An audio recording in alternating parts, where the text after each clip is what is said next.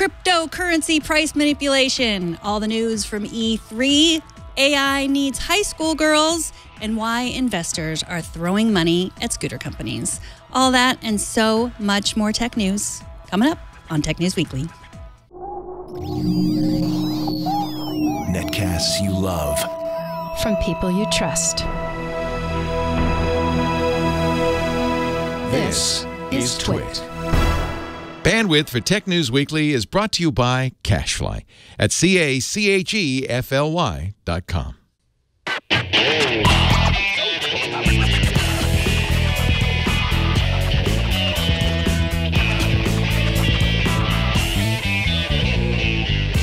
This is Tech News Weekly, episode 36, recorded Thursday, June 14th, 2018.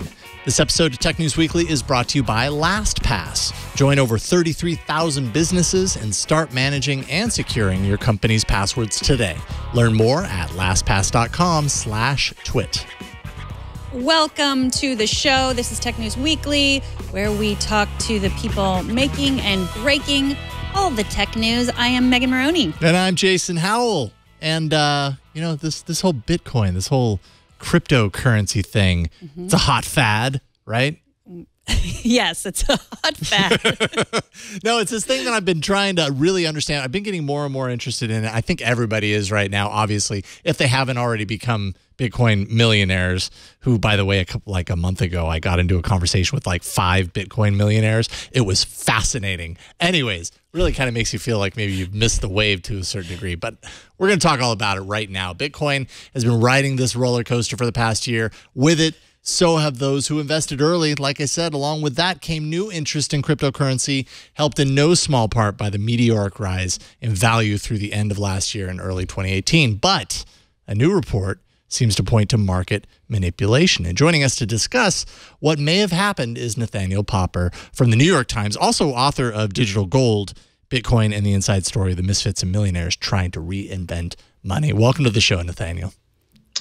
Thank you for having me. It's great to have you here. So first, even those who might be kind of sort of familiar with cryptocurrency understand what Bitcoin is, but this report in particular talks about another cryptocurrency called Tether. I mean, there are so many cryptocurrencies out there. Talk a little bit about what Tether is specifically. Sure. So Tether is essentially a cryptocurrency that was created, essentially invented by one of the largest cryptocurrency exchanges called Bitfinex. That's the name of the exchange. And they essentially created Tether to be a cryptocurrency that would one Tether would always be worth $1. And so this was a way to move money around the cryptocurrency ecosystem. If you couldn't, move $1,000 from this exchange Bitfinex to another exchange in the United States, if the banks wouldn't do that, you could move Tether. So essentially you had this dollar that operated like a cryptocurrency. And it became very popular. It became a very popular way to essentially trade cryptocurrencies. If you wanted to move in and out of Bitcoin or Ether or any of these other cryptocurrencies, you could trade the kind of volatile Bitcoin for Tether and have your money in essentially dollar form, so that the value wouldn't keep jumping around.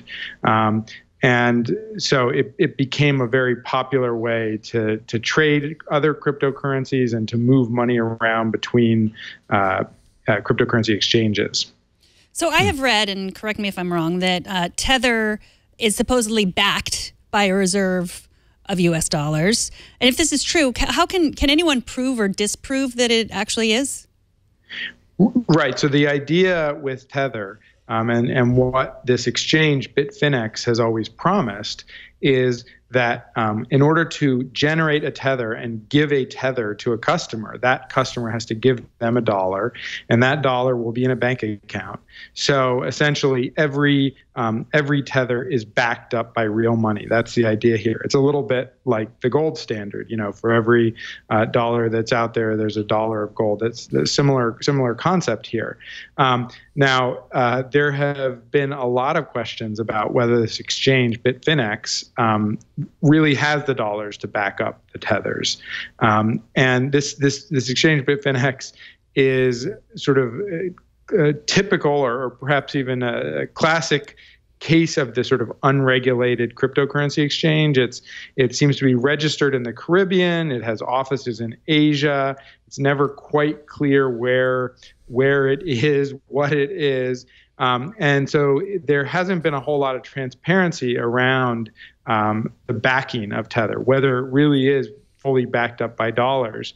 And there has been a hue and cry over the last 2 years as Tether has grown bigger for Bitfinex and Tether to bring in an auditor to say, I certify that Bitfinex or Tether has, the dollars to back up the number of tethers that exist. And, I think a real auditing firm probably could do that. Last year, Tether said that they had an auditing firm that was working on that. And sort of suddenly that auditing firm backed out after several months of allegedly working on it. And that raised a lot of eyebrows. And so still today, there's no real sort of firm evidence out there that these tethers are backed up. And that has led to this suspicion in the crypto community that this exchange, Bitfinex, is basically just sort of printing money. And that's really the kind of background to this whole concern about manipulation. There's this fear out there that, when the price goes down, Bitfinex just sort of prints some dollars, prints some Tether dollars, and buys enough Bitcoin to push the price up. That's the fear, and that fear has been out there for some time. I mean, I reported on it late last year, and so this is a pretty widespread concern in the cryptocurrency community. This idea that you have this Bitcoin exchange that has an interest in having high Bitcoin prices that can basically just print new money to buy Bitcoin and push the price up.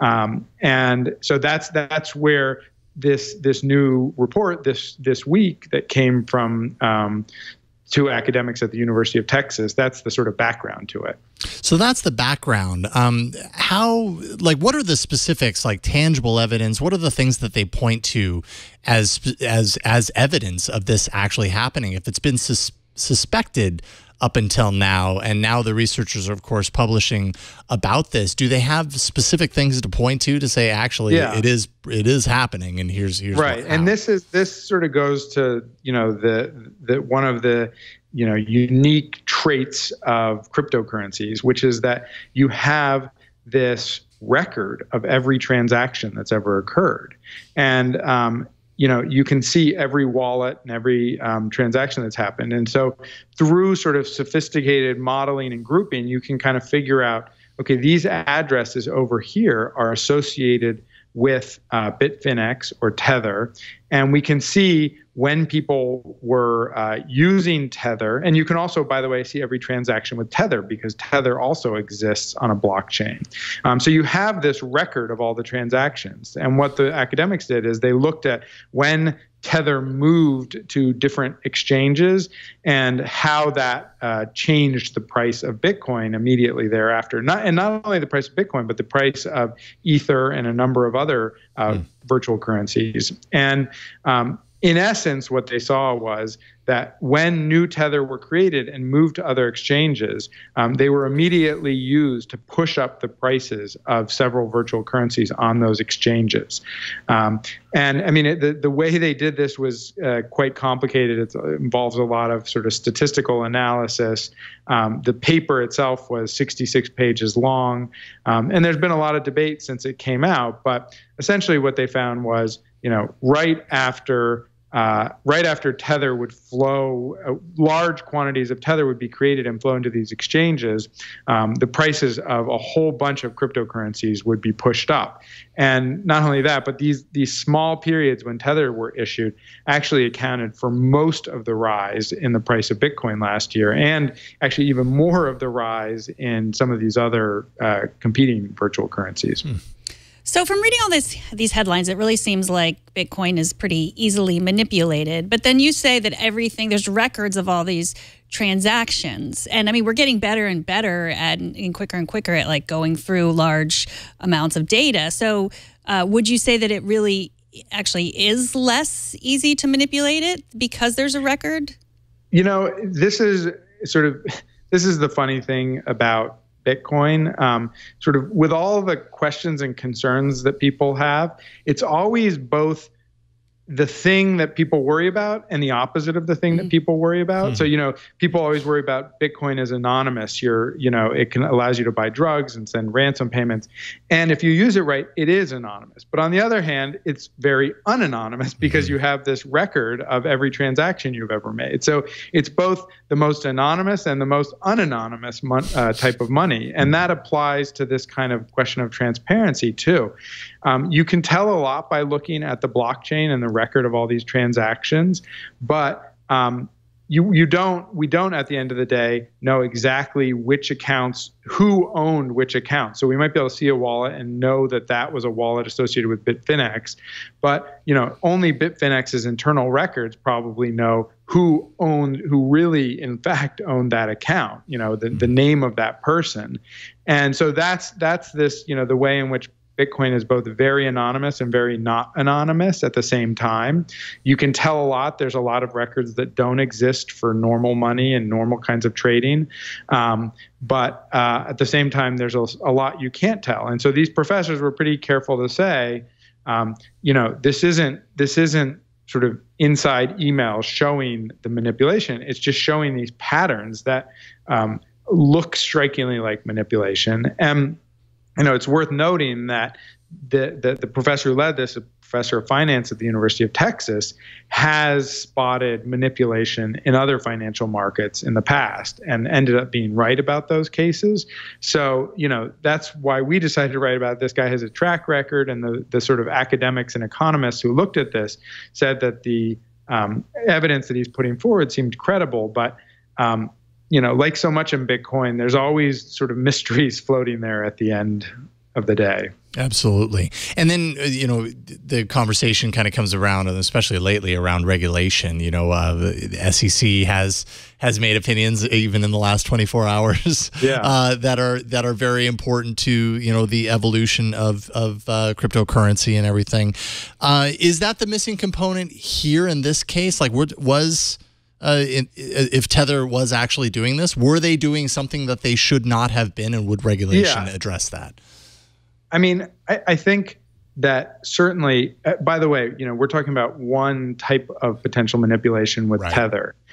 There are a whole bunch of other kinds of manipulation in this market that have been sort of out in the open that people know about. There are these pump and dump schemes that people do where they'll get on and say, okay, I'm going to push up the price right now. Everybody get in. And, everybody tries to get in before it's too late. And it's not clear if that's illegal in the stock markets. It's not clear if that's illegal in Bitcoin markets. And I think similarly, what's happening with Tether, it's not clear what laws apply here. And so a lot of stuff happens in these markets because A, it's not clear what the rules are, and B, it's not clear which regulators are in charge. Because these are these international markets. Bitfinex is sort of ostensibly located in either the Caribbean or Asia.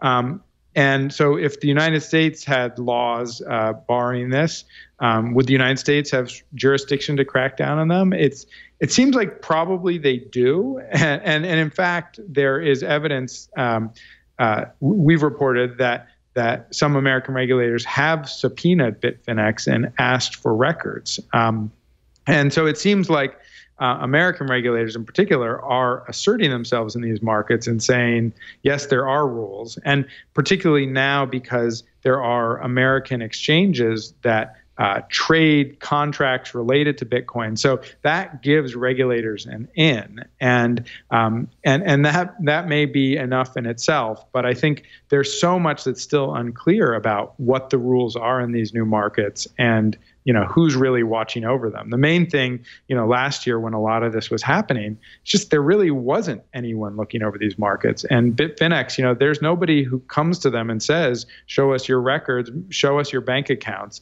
An American stock exchange or a European stock exchange has to prove that it is holding customer money in the right way and has the accounts that it says it has. And at this point, virtual currency exchanges just don't have to do that. So we mentioned your book earlier that you wrote about Bitcoin, digital gold Bitcoin, and the inside story of the misfits and millionaires trying to reinvent money. That was 2016. That's 2 years. What are the biggest changes or biggest surprises you've seen between writing your book and now? Yeah, I mean, there's so much that has happened in the last few years since I wrote my book. I mean, my book was, really about the beginnings of Bitcoin and how this thing arose out of nothing to essentially become this industry. And I think probably the biggest thing that's happened since then is that you've had this whole proliferation of other virtual currencies. And that, started with big ones like Ether and XRP, which did exist when my book came out.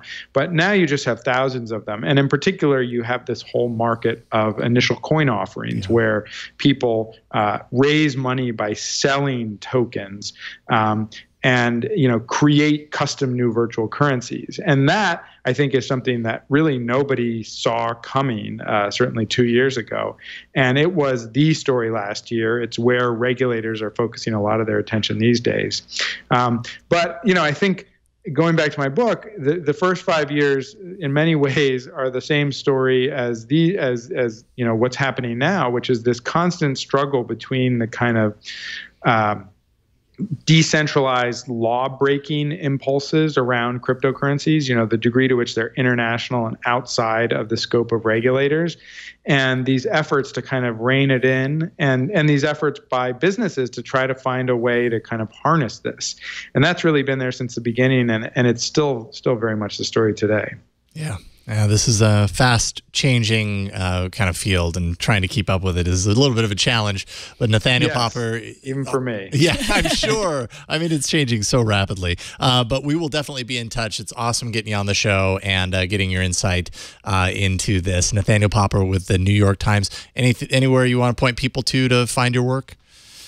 My Twitter account at Nathanial Popper is where I'm updating things the most frequently. But obviously, writing about this very frequently for the New York Times. So had something out yesterday, something new out today about Steve Bannon and his interest in the space.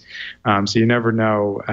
I never even know where it's going to go next. Sounds like an interesting and exciting beat then to be on top of. Yes. So Nathanial, thank you for joining us today. We'll talk to you soon. Thanks for having me. All right, take care. Well, the gaming and entertainment conference E3 is wrapping up today in Los Angeles, and here to talk to us about the announcements we care about is Justin Haywald, managing editor at Gamespot. Welcome to the show, Justin. Hey, thanks for having me. So what was the biggest highlight of this year's show for you? It's hard to find one highlight when you have a year like this, which is really just all about the games. Like for me, it's getting to see a first look at some games that I've been personally looking forward to for a long time, like Super Smash Brothers on the Nintendo Switch, The Last of Us Part 2 from Sony. Like, there's just a lot of really cool games coming up really soon. What about indie games? Do you have any favorite indie games that were announced? I don't know about too many indie games that were announced, but for me personally, the Double Fine guys have some really fun, just really cute, amazing titles. Knights and Bikes is one from the guys who used to do Little Big Planet. Ooblets is this husband and wife team who are making a game that's kind of like a cross between Pokemon and like a farming simulator, and it's absolutely adorable. It's called Ooblets. It's probably one of my favorite indie games at the show. I've in kind of taking a look at the different points, the different Microsoft, Sony, Nintendo, all the players that had announcements there. It's interesting to see how each of them were rated, but Microsoft really seemed to come out on top. Why was that? Why was Microsoft so successful at this year's E3? And do you think this signals kind of a good kind of venture into their next console, the next Xbox, whenever that may happen? Yeah, I think one of the problems that Microsoft might have had, or one of the problems people might have perceived, is that 2018 is kind of light on titles. And for them, this was coming forward and saying, like, no, publishers really want to create content for us.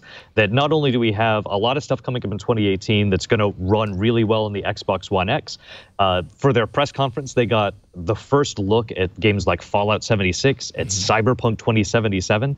And I think those are the kinds of things that really filled people more with confidence, that even though maybe Microsoft's first party in 2018 isn't as strong as you might think, what they have coming up in the future is still really exciting. And the other thing that came out of that press conference was them talking about upcoming partnerships and new studios that they've formed. So I think the future for Microsoft and what people saw at the press conference filled them with a lot more optimism about the company. Yeah, what you mentioned Fallout 76. I'm very curious about that one. What was your takeaway on that? What are your thoughts? You know, I was definitely skeptical when it was first announced because it's not called Fallout 5. Anytime you have a sequel or another game coming up that doesn't follow numerically, doesn't follow sequentially, right, you wonder if it's going to be a true predecessor, if it's really going to take the graphics, or if it's going to be something that might seem a little bit more toned down, if it's something that maybe is going for a broader audience. You saw something like Fallout Shelter last year, which is a mobile game, which I think is a lot of fun, and I think definitely got a lot of people interested in Fallout, but isn't in that same Fallout franchise. And the thing that I was really excited about is that Fallout 76 looks like a true Fallout game. Like for me, some like, a big gamer, being able to be in that Fallout world with the same mechanics that I know and love from previous games, I'm excited to see what Fallout 76 has in store. So one of the interesting announcements I heard was Minecraft Story Mode is coming to Netflix. And Minecraft Story Mode is sort of like the storification. It's like the opposite of a novelization. It's like turning a video game into a story. You don't play it, you just watch it. What do you think? Do we have any idea what that's going to look like on Netflix? It's really interesting what the Telltale guys, so those are the developers behind this, and their partnership with Microsoft on the Minecraft series. It's interesting what they've done narratively. So the Telltale guys, I think, came to prominence with The Walking Dead and being able to tell these stories from a really popular television and comic book series and put it into a very narrative-focused game. And I think that's the kind of thing that really fits well with Netflix, because you're telling these really entertaining, interesting stories. And it's something that even if there's really mild choices to make, you have a set beginning, middle, and end that for a story set in the Walking Dead universe that they're trying to tell. And I think that's the kind of thing that works really well on Netflix. Right. Yeah, I guess I said it was you just watch it, you don't play it, but you do play it. It's like a choose your own adventure type thing. Exactly, and like that's something you can do with a television remote. Like you just select binary choices, and for something like Telltale, it's not necessarily about twitch reflexes or those kinds of things that we think about with games normally. It really is just about experiencing that story at your own pace. Yeah, I'm really curious to hear how Netflix, like what their numbers have been. They actually rolled this out initially last year with the Puss in Boots series, that cartoon series, and the longest it would play is 39 minutes depending on how you played it. And my kids played it a handful of times and then they kind of forgot about it and moved on. But it's an interesting approach, right? But it kind of flies in the face of this idea that when we sit down to watch something, we're not necessarily looking for it to be interactive or thinking about Netflix as like a gaming platform, which is basically what they're talking about. Yeah, and what gaming means, I think, is something that's constantly evolving. Like when you think about the gaming industry being bigger than television, being bigger than movies, it's because the definition of gaming is just so incredibly broad. Like my mom might not consider herself a gamer, but the amount of time that she spends on mobile titles, she probably dwarfs me as far as the amount of time she spends on something like Pokemon Go. What about esports? Were esports big at E3 this year? Esports, I think, still has a lot to prove, but the thing that's been really interesting at E3 has been Fortnite. Like that's not not only something that's just captured imaginations as far as what a title that comes out of nowhere that's free to play can do as far as audience and capturing people's and capturing the things that people want to play. But they also announced that they're going to have $100 million prize pool for their tournament this year. And that's the kind of thing, as far as esports go, that I think people can relate to maybe better than something like one of the biggest esports now is League of Legends. It's something that draws huge audiences, but is a very complicated game, can be something that's very hard to watch. Something like Overwatch from Blizzard, which is a first-person shooter, I think is a little bit easier to parse for someone who might not understand those games as well. But Fortnite does that a whole nother step better. It's something where maybe you don't necessarily need to see the direct avatar of the person who's playing. You can watch the action. It's very cartoony. It's something that's easy to understand. And that makes me feel like esports is going to really start to hit its stride starting this year. Yeah. And then one thing I couldn't help but notice is that, Nintendo stock kind of dropped post E3. Why was that? Were their announcements more disappointing than others, or did they just not come with much new, or what was the story there? Yeah. I think Nintendo definitely had a good showing for fans. Super Smash Brothers is one of those really highly anticipated titles that's going to sell really, really well for Nintendo for a long time. But it's not necessarily a big risk. It's not a big chance. And I think that's the kind of thing that people like to see from Nintendo, is when they do things that are really outside the norm. And I don't know if I'd expect them to do that at E3. E3 is when they are going to be serving their core consumer base. And before this, when they had Nintendo Labo, like those are the kinds of things I think that people like to see and that drive stock prices up, because they're taking a risk, they're taking a chance, and they're doing something that could be really wildly successful, like the Switch itself. And then another disappointment I read about, but this one, like, seriously so. A lot of people were disappointed with what they heard from Square Enix. And apparently this was their first E3 press event in years. In this case, it kind of seemed like a lot of the stuff that they came with had already been announced. So was this just a lack of excitement because people were already very aware of what was going to happen on stage? Yeah. For E3, I think especially people like to see, like to get a taste or a tease of what's new and what's upcoming. And I think Sony made it clear beforehand that they were just going to focus on a few key titles. But even still, like, I think you do have to go a little bit bigger with E3. You like even that tease. That's what Microsoft did so well, is that even if they don't have console news to announce, they still were talking about, like, no, we have new consoles that we're announcing soon that we're working on. They have a streaming service. We have no idea what it's like. We have no idea what those details are. But giving that tease for something like E3 is what captures attention. Well, you can read all of Justin's coverage, all of his team's coverage at GameSpot. Justin Haywald is the managing editor at GameSpot and is Justin Haywald on Twitter. Thanks so much for coming on. Well, thanks so much. Thank you, Justin. We'll talk to you soon. Talk to you soon. All right, up next, the children are our AI future. But first, this episode, sorry, I got facepalm from Burke. Yay, I've succeeded. This episode of Tech News Weekly is brought to you by LastPass. Secure every password-protected entry point to your business with LastPass Enterprise. I'm a huge fan of LastPass, been using it for years, love it. Over 81% of breaches are caused by weak or reused passwords. LastPass protects every password in your business without slowing down your employees. From easy onboarding to password autofill, which I love, to automated security reports, LastPass makes it easy for businesses to take control of passwords and reduce the threat of breach. LastPass Enterprise simplifies password management for companies of every size with the tools you need to secure your business while centralizing control of employee passwords and their apps.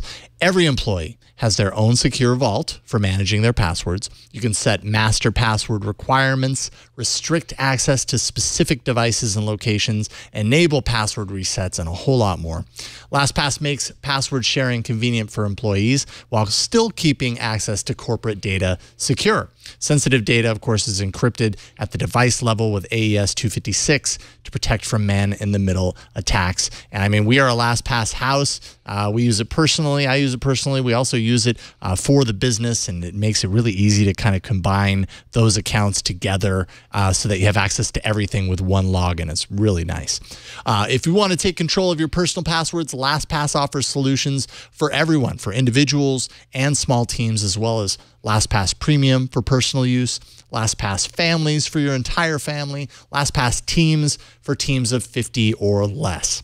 At work and at home, fix your password woes with LastPass, the #1 most preferred password manager. You can learn more at lastpass.com/twit today. That's LastPass.com/twit and see which product is right for you. And we thank LastPass for their support of Tech News Weekly. Our next guest calls AI the major driver of what some are calling the fourth industrial revolution. But like so much of Silicon Valley, the folks driving all look remarkably similar. And that is a problem. Welcome, Lauren Smiley, author of the recent piece in The Atlantic, "The Future of AI Depends on High School Girls." Thank you so much for having me on. Well, thanks for coming. So first, let's start by talking a little bit about Stephanie Tina, the 16-year-old programmer from your story. Yeah, so I wanted to write this story about this new program. Well, actually, it's in its fourth year now. It's called AI for All. And it's a summer camp at Stanford to expose girls to AI, while they're still in high school. And I was looking at a lot of their the girls. They keep a blog on Medium, and I was sort of like reading up on all the various things they're doing. And I was really struck by Stephanie's story, and then ended up talking to her several times for the story. So Stephanie lives in Salinas, California, and she's the daughter of a farm worker there, a Mexican immigrant mother who picks strawberries in the Salinas Valley there. But she, starting in junior high, got really into coding. They had a program there at the local community college called Coder Dojo, that introduced her to coding, and she really took to it and was quite talented at it. And so wants now to go into computer science and has been seeking out these programs to like increase her skills there.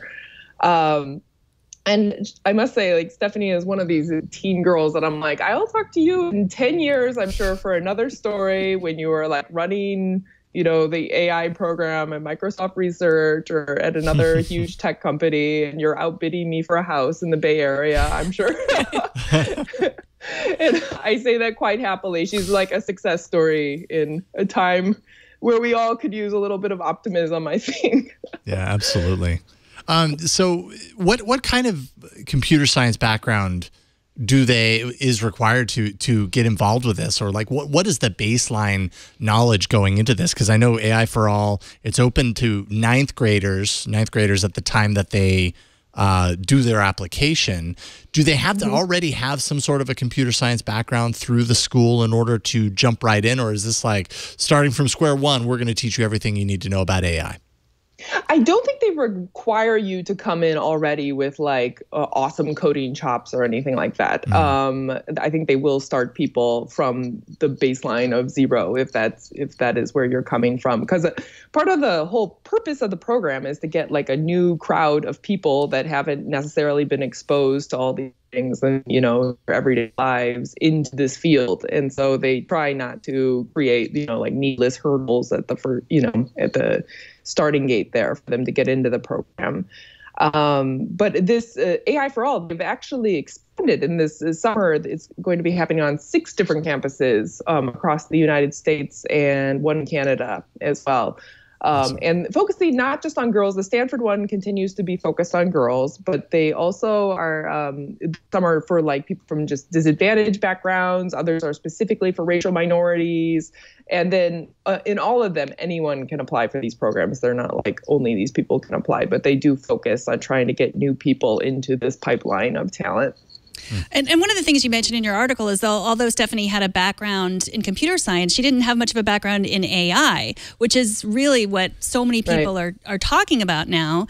And what I loved about your piece is it makes this point that is so familiar that when we start to worry about a new technology, we're often worrying about the wrong thing. So what we mostly hear about is like, oh, AI is going to steal our jobs. It's going to we're going to be the robots' pets, et cetera. But really, the real problem, which is not a future problem, but right here, is that the AI is being created by a lot of the people that look exactly the same, and these different alternative voices aren't creating it. And talk a little bit about what kind of problems that can cause. Yeah. So as far as I can tell, they have statistics on, I think, about a fourth of computer scientists at this point are women. But in AI specifically, there's not like super tangible statistics on this. So most people go by the attendance at this big conference called NIPS. It's like kind of the most prestigious conference in artificial intelligence. And at this point, I think in last year's NIPS conference, there was just 17% women at the conference. And so it's thought that it's actually a lower percentage of women in AI than in engineering as a whole.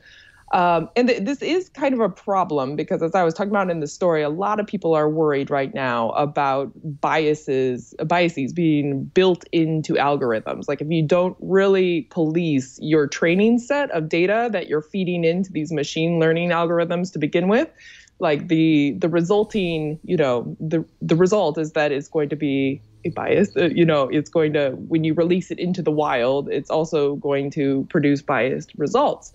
And so there's actually, the beginnings of a cottage industry of like consultants that will actually check your algorithm for bias. There's a few places that are starting to get into this because too often what we see is that the algorithms that are now determining who gets a loan or who's going to get a job interview, apply online, or, who is going to get bail from jail or be able to get parole from jail. These are all being driven by algorithms, and they're kind of held in black boxes, and they're making decisions in some very public, things of public interest as far as like who's going to get out of jail.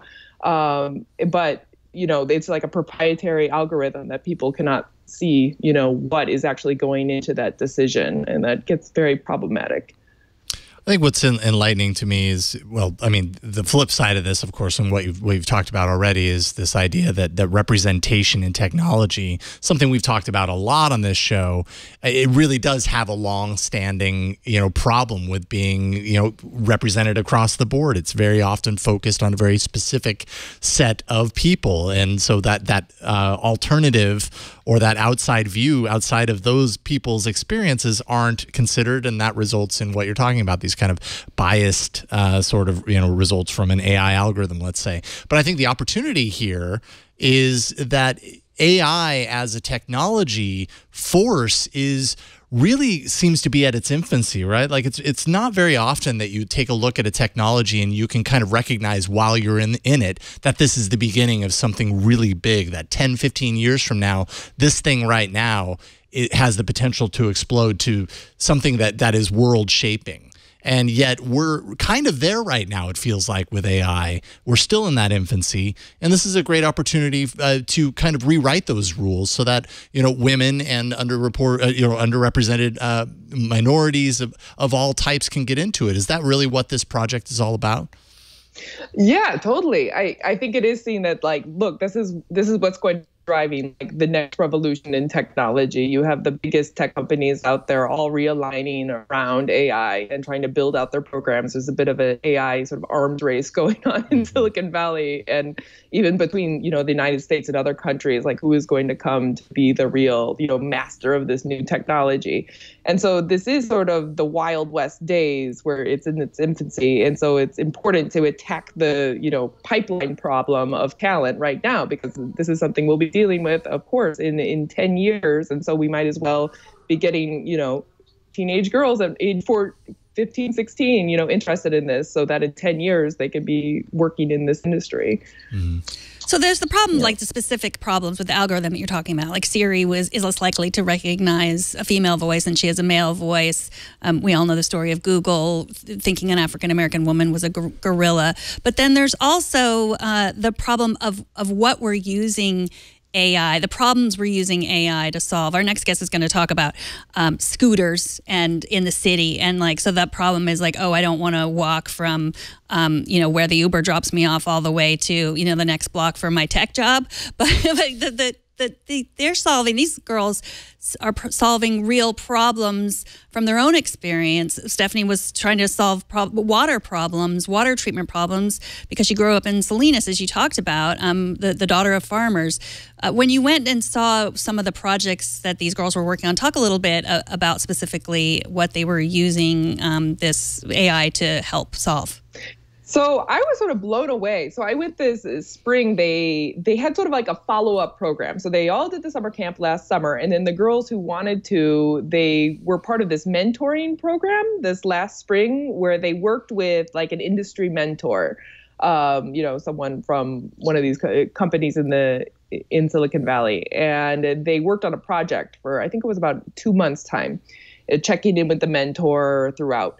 And so I went to the graduation for this program. I was over at UC Berkeley on a Saturday, and all of these girls, it was like 12 girls and 1 boy at the program, and they all presented their research projects. And I was sufficiently, not being in AI, do not do this myself. I was sufficiently confused by what they were doing to get their results, but like the projects they had taken on were pretty incredible. Like one girl was trying to detect, wildfire here in California by using drone footage, like with the idea that drones would go over, circulate over the, forested areas of California and be able to detect if there was a fire starting or smoke was starting. And so you could like attack the fire quicker. That was obviously, rooted in her own experience, living here in California, where we've had crazy wildfires in the past few years. Another girl was trying to fight online bullying, people using, snarky remarks on social media to detect that. And let's see, another one was working on a better way to suggest music, going off of, the music you've liked in the past. I think her mentor was from Pandora, which made sense. Oh, yeah. And then they were actually quite ambitious. And then this one team I talked to, they were trying to figure out a way to get paramedics out to the most, basically a triage system of get paramedics out to the most severe emergencies first, and not be spending your time on something not as important. And that was actually based in this one student's own experience, that her grandmother had died after suffering a stroke in San Francisco about a year ago. Because, there was no paramedic to quickly, respond. This is what she was explaining to the group. And so that is what her team of 3 had gone after. And it was really impressive. And not just impressive to me, but this Princeton professor who is one of the founders of AI for All stood up at the end and was like, wow, I was expecting you had played around with some data here, but these were actual, undergrad level presentations you've come up with here. So. Man, that's crazy, and that's the starting point too. It's that's so amazing. Now you point out at the very end of your article, not to spoil the ending, but I guess apparently I'm going to do that. That your subject Stephanie was not at this event because the mentor had kind of dropped off the radar, so to speak. So have you checked in with Stephanie kind of since then? What's going on there? Yeah, so, I was never given a great explanation of exactly what happened. It's just her mentor kind of didn't come through in the end. So she's continuing her project, right now with another mentor. They reassigned her to someone else. And she's continuing her, water contamination, machine learning project that she's working on. And she's going to present hers at this summer's Stanford summer camp to awesome. Incoming high school girls that are there. So... Well, I was going to spoil more of the article, but I won't. So go to read it. It's at The Atlantic. Lauren is a reporter and a writer whose work has appeared in The Atlantic, Wired, San Francisco Magazine, and others. You can find her at Lauren Smiley on Twitter. Thank you so much for coming on. Yeah, thank you, Lauren. Thank you so much for having me. All right, we'll talk to you care. soon. Best of luck. All right. Goodbye. Love them or hate them, electric scooters, whatever you want to call them, seem to be all, okay, maybe some of the rage in places like San Francisco. I've personally not experienced it myself yet, but apparently not too long ago, you couldn't walk anywhere without tripping over e-scooters that had been, parked on the sidewalk for other potential users to hop onto and ride to wherever they happen to be going for a fee, of course. Joining us to talk about this phenomenon and whether it's actually a big deal is Alex Wilhelm, editor-in-chief at Crunchbase News. How's it going, Alex? I'm good. I'm happy to talk about this because I have ridden the scooters and I can tell you about their wily and fun ways. Okay, so you've ridden them. Have you ever tripped over them, though? That's the real question.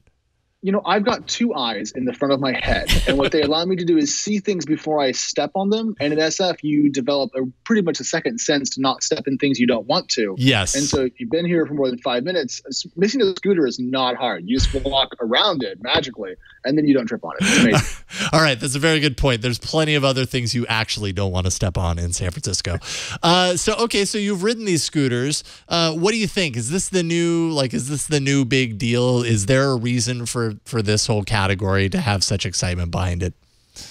Well, what I really wanted to do is kind of come on and be cynical and say to you, this is just lame. It's the kids. It's for the youths. But the problem is scooters are actually a lot of fun, and they're very, very, very efficient. So if you live in a place that's flat, and a lot of SF is flat, Soma and FiDi and so forth, getting around is very tough today because of traffic, which is awful. Scooters really fit an amazing market point that wasn't really filled before. And so, as I think about this, I can see them being compelling 5 years from now if the companies behind them get their business models in order. And there's a lot of open questions about that, but it's such early days, it's hard for me to say if that's going to work or not. But I think the demand and the market use case will persist for at least a half decade.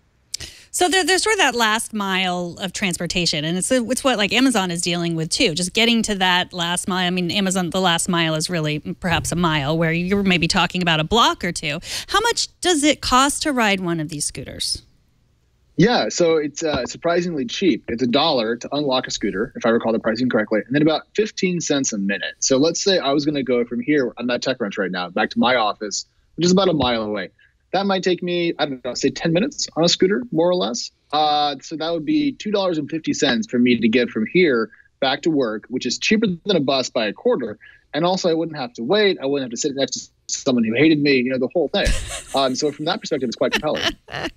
All right, so there's a little movement here, whether you like it or not. SF seems to not like it very much. They recently mandated that all of these rental scooters be removed from the streets. That's as of last week, and apparently, poof, like that, they're all gone.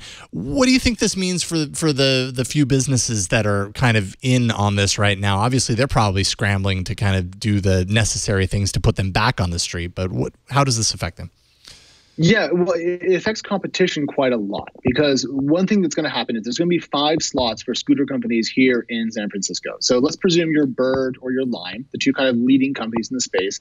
Then you have maybe Uber and Lyft each trying to get into the space. Then you also have Spin, which is a new company. And there's also another one called, I actually forget its name. There's too many scooter companies. But there's not going to be enough chairs at this dance for everyone to sit down. So from a regulatory perspective, we're going to see some companies lose out on the SF market just because of the way the government's going to structure things. And I'm curious to see if that provides kind of an incumbent advantage to certain players that then precludes smaller companies from actually being able to elbow their way in to what could have been a more competitive and interesting market. So I'm not sure if the regulation will harm the companies as much as we think, and it may actually aid them down the road when they don't have to deal with pesky upstarts like they were about 2 months ago.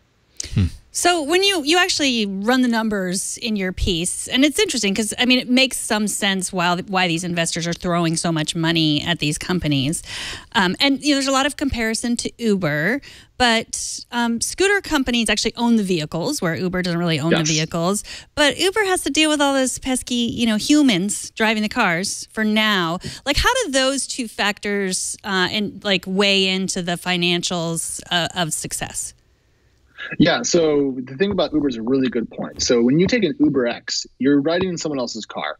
And 99.9% of the time, that's not a car that Uber controls or owns per se. So it's that person's car. So they take on the maintenance costs, the fuel costs, the insurance costs mostly. And so Uber doesn't take on a lot of expenses for that ride. To your point for the scooters, just so everyone gets it, is that these companies that are raising all this money now are buying scooters and deploying them on the market themselves and maintaining them. It's a pretty different business model. But one thing to throw in there is that people are going to get hurt on these scooters. We know this. People are going to fall off. They're going to get hit by cars. And honestly, I don't mean to sound macabre, but people are going to die. And I'm curious if the legal perspective changes if you own the device and the service that the person's riding on when they die. And I don't know if that changes your legal exposure, but it feels to me like it should.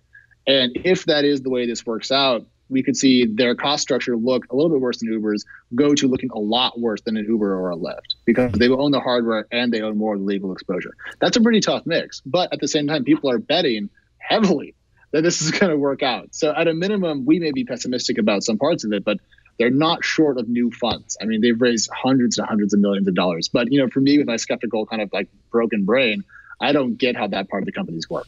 And so do you have to sign something saying you're going to wear a helmet when you get on the scooter? Megan, I don't mean to be rude, but when's the last time we've read anything when we signed up for anything? I probably did. I don't know is the answer to that. But who knows if those will even hold up? I mean, for all I know, I signed it and gave away my apartment. I don't know. They do say things like you have to wear a helmet, and no one does. And they say things like don't ride it on the sidewalk, and then we all do.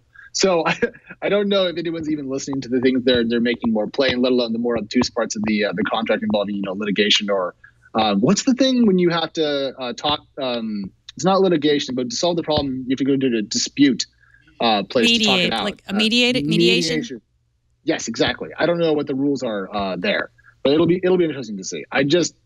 All this boils down to me to one thing: scooters are fun, and they're more fun than they are dorky, and that's powerful because they're pretty dorky, and people wouldn't ride them if they weren't really fun. They're more fun than dorky for you, Alex, in your opinion. I mean, have you ever seen me on a scooter? It's pretty bad.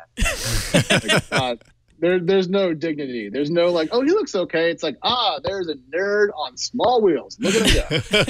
And it's still more fun than that. So yeah, it's one of those things like don't knock it till you tried it. You might think it's nerdy. Well, I haven't either, but you might think it's nerdy, and then you try it, and then you realize it's fun.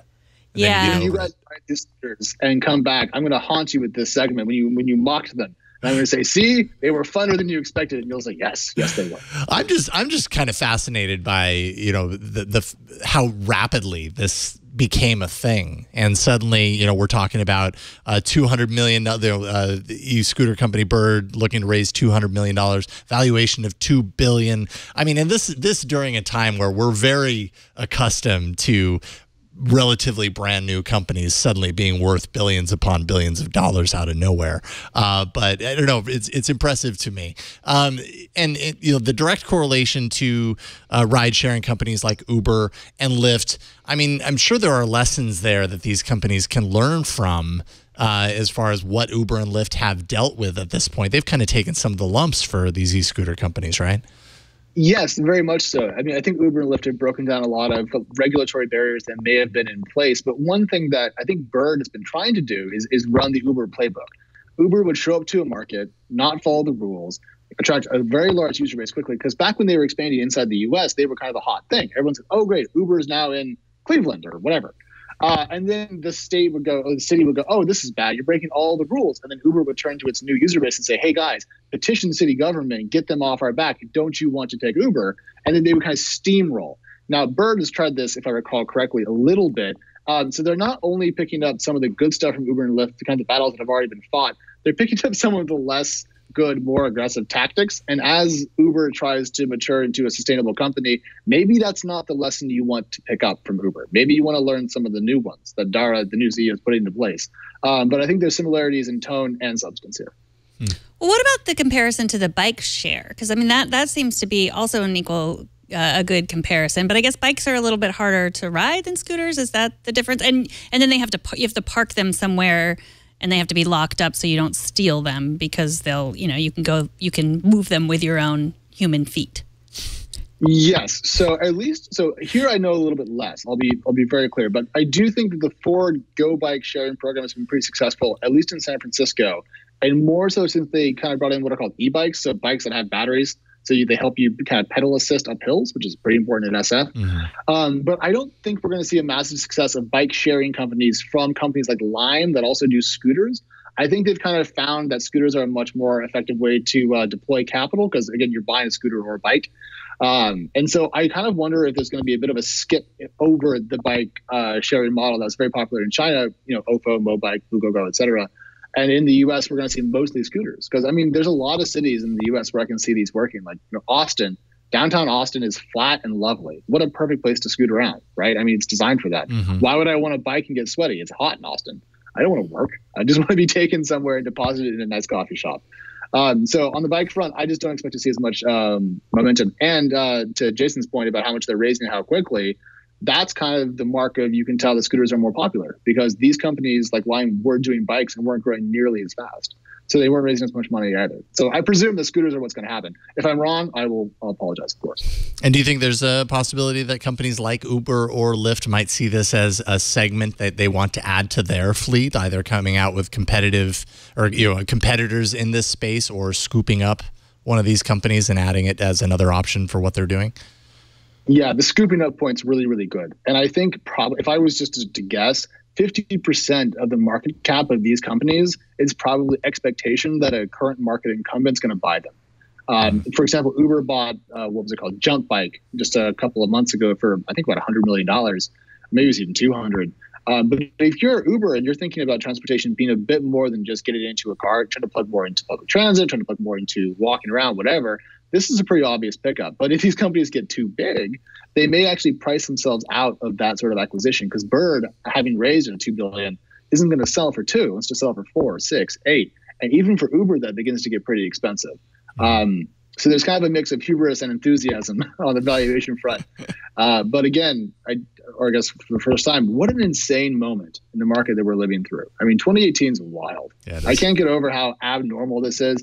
You know, we're going to look back in 5 years at this conversation as either like the highest point in the market or literally just another step in the transformation of the world. Because if the money stops, these companies are hosts. There's no way they make money. Yeah. So, you know, there better be another round waiting for a long time.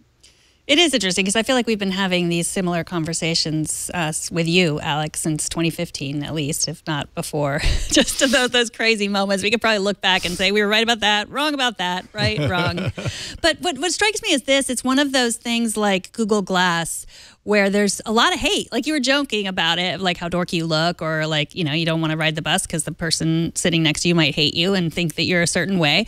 But I think that, I mean, it's not just hating the technology. It's like really hating the people that use the technology, the same way people did with Google Glass, which is just a bizarre way that our society, especially in the big cities where there's a lot of gentrification, but the way that our city is functioning or not functioning. Yeah. But the cool thing about scooters, credit, is that they're not like Google Glass, that they cost tons and tons of money. They're relatively affordable. And so, you know, if you have a smartphone, which is certainly an economic barrier, they're a couple of dollars to ride, which is not bad. Google Glass was thousands of dollars, and it was hard to get into. It was very exclusive.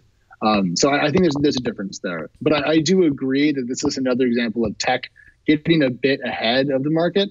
And it's going to be curious to see if that leads to anger long-term or just kind of short-term complaints on Reddit, for example.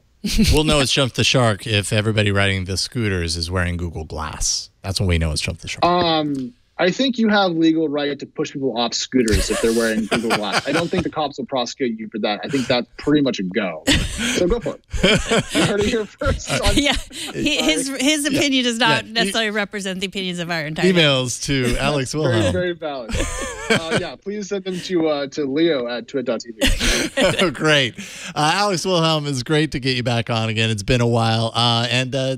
Tell us where people can actually find the podcast that you shut down early in order to make this podcast. And thank you, by the way.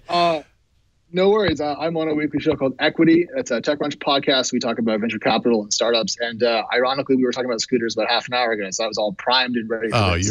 But if you want to talk about money and you're dorky about it, come hang out on Equity. It's a fun time. Right on. Cool. Alex, we'll talk to you soon. Take care. Thanks, guys. Bye-bye.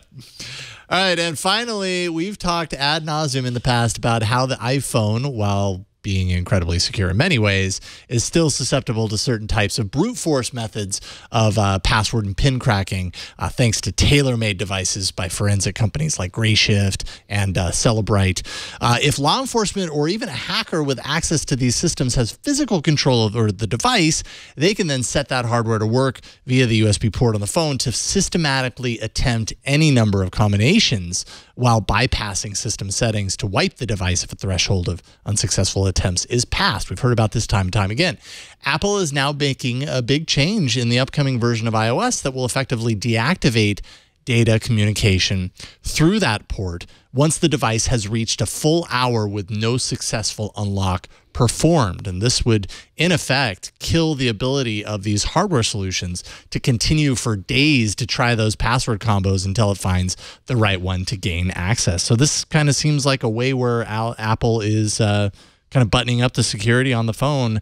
And I have to imagine law enforcement not very happy with it. Hackers, whatever, they're going to find another way because they always do. Probably so will law enforcement. What do you think? Yeah, I think law enforcement will pay those hackers to find another way for them. That's true. But yeah, I mean, this was most people were most of the headlines basically said like, you know, Apple is trying to thwart law enforcement, but really they're also trying to thwart hackers who use these tools like Greylock. They also use them. So this is, and they're not. This isn't part of the current operating system. You know, like you said, it's in the beta, so they might not even be. It's not even in the public beta. It's in the developers beta, so it might be something that they don't end up necessarily using. But yeah, I mean, I think it would be great. Like I thought. For a while, people weren't really stealing iPhones because it was impossible to really be able to access them. But now I think that's happening more. That people are finding ways to get. Yeah. I've certainly heard of more people getting their iPhones stolen because I think there's ways to get into them now. Yeah, well, and I mean, even some of these systems, you didn't even necessarily need access to the hardware. You could do it on a per phone basis for a flat fee. So there are ways, and this kind of buttons that up. Apple also did mention that this is, you know, aside from what we've already talked about, this is also meant for users in countries where legal restrictions around, you know, that this kind of indirect access are much more lax than they are even here in the U.S. So, so there are a number of reasons why Apple would think this is good for the user, and I would agree. So, Tech News Weekly records live every Thursday, 2:30 p.m. Pacific, 5:30 p.m. Eastern at twit.tv/live. You can also be part of the show by emailing us at tnw@twit.tv. Subscribe to our show. Go to twit.tv/tnw. You can find all the ways to subscribe. However you listen or watch shows or podcasts, you can even subscribe to our YouTube channel. We wouldn't mind if you did that too. And if you want to tweet at me with your pictures of you on a scooter, I really want to see them. And I am at Megan Maroney, and I promise not to make fun of you. Oh, we might have it as part of next week's show, but it won't be to make fun of you. It'll be to point out how cool you are. I'm at Jason Howell. Please CC me because I want to see it too. Thanks to Burke. Thanks to Josh. Thanks to Jammer B. I'd thank Colleen, but she's not here today. That's okay, Colleen. You deserve the day off. And thanks to everyone for tuning in this week. We'll see you next week on another episode of Tech News Weekly. Bye, everybody.